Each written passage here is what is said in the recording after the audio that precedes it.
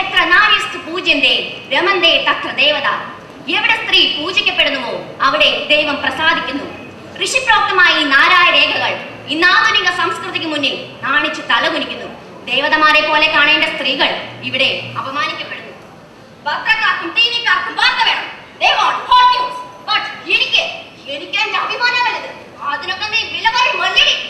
എന്തൊക്കെ ആദ്യങ്ങളെയും കാണിക്കണേ. മോളുടെ ജീവിതം നശിപ്പിച്ചിട്ട് നാശിപ്പിക്കും.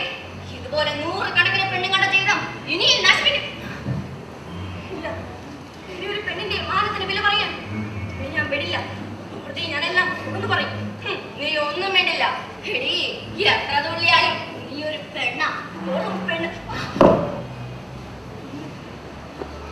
പിന്നെ കുഞ്ഞൊക്കെ പെറ്റ അമ്മ പെണ്ണല്ലേ? ഭാര്യയും സഹോദരി പെണ്ണല്ലേ? നീ ശക്തിയും പെണ്ണ.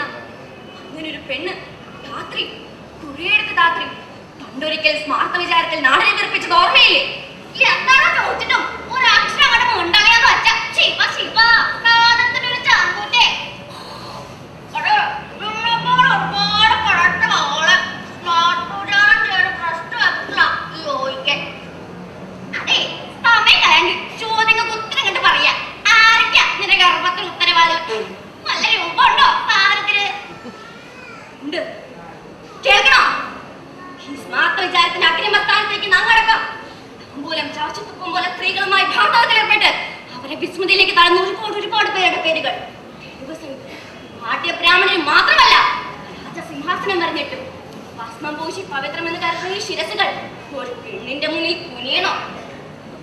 നാട് മുഴുവൻ താത്തയുടെ മുന്നിൽ തലകുനിച്ചതുപോലെ കോടതിയിലെ പ്രതിക്കൂട്ടിൽ തലകുനിച്ച് നിർത്തും നിങ്ങൾ. ഞാൻ ഏതായാലും നാളെ പ്രതിക്കൂട്ടിൽ തലകുനിച്ച് നിൽക്കണം.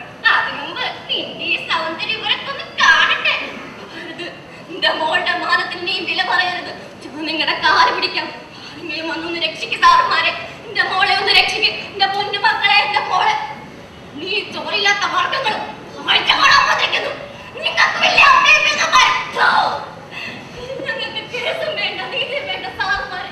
എന്റെ മോളെ വെറുതെ വിടണം. മാറി കൂപ്പിച്ചേ അടിച്ചു മാറ്റണം വസ്ത്രങ്ങൾ. എന്നിട്ട് വിളിച്ചു പറയും പത്രക്കാർക്കും ടിവിക്കാർക്കും ഒരു സെൻസേഷൻ ന്യൂസ് ആവട്ടെ. എന്താ പറയാ, പുലിക്കളെന്ന് പറയണ നാട്ടില് ഈ വീടുകളെ കേൾക്കാനുള്ളു. അല്ല, ഇത് പണ്ടേ ഉള്ള കാര്യമാണല്ലോ.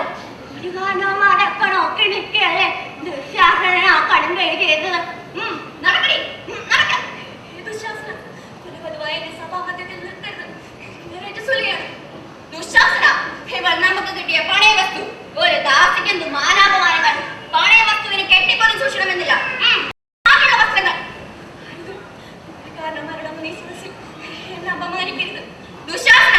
ഞാൻ നേടിയ ദാസ്പണിന്റെ സൗന്ദര്യം എല്ലാവരും കണ്ട് ആസ്വദിക്കട്ടെ. നടക്കട്ടെ വസ്ത്രാക്ഷേപം. കൃഷ്ണ കൃഷ്ണ കൃഷ്ണ, എന്നെ രക്ഷപ്പെടുത്താൻ ഇനിയും നീ ഒരു ആധാരം എടുക്കില്ലേ കൃഷ്ണ? ഇതാ ഞങ്ങൾ അവതരിച്ചു കഴിഞ്ഞു മിസ് രഞ്ജനി. ഞങ്ങൾ നിങ്ങളെ രക്ഷിക്കാം. പക്ഷേ മാഡം ഞങ്ങളോടൊന്ന് സഹകരിക്കണം. ഈ വസ്ത്രാക്ഷേപം 4-5 എപ്പിസോഡായി ടെലികാസ്റ്റ് ചെയ്ത് റേറ്റിംഗിൽ ഒന്നാമതെത്താൻ മാഡം ഞങ്ങളെ ഒന്ന് സഹായിക്കണം. ശെൽവരാജ്, വിവിധ പോസുകൾ വസ്ത്രങ്ങളൊന്നും ഇരുന്നുകൊണ്ട് ജനങ്ങൾ ആരെക്കൊള്ളട്ടെ. കണ്ടിട്ടു വസ്ത്രാക്ഷേപം തുടരട്ടെ. ഇന്ന് സഹകരിക്കണം. ഇന്ന് ടെലികാസ്റ്റ് ചെയ്താൽ ഞങ്ങളിവിടുത്തെ താരമല്ലേ. ഓണം കൊണ്ട് ഞങ്ങൾ നിങ്ങളെ പൊതയില്ലേ.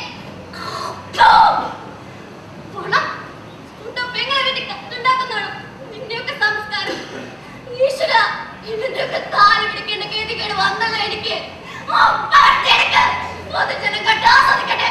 സ്വീകരിക്കാനാവാത്ത ഈ സമൂഹം വളർത്തുന്നവരെ പോലുള്ളവരെ മുമ്പിൽ എല്ലാം സഹിക്കാനേ പെണ്ണിന് പറ്റൂ.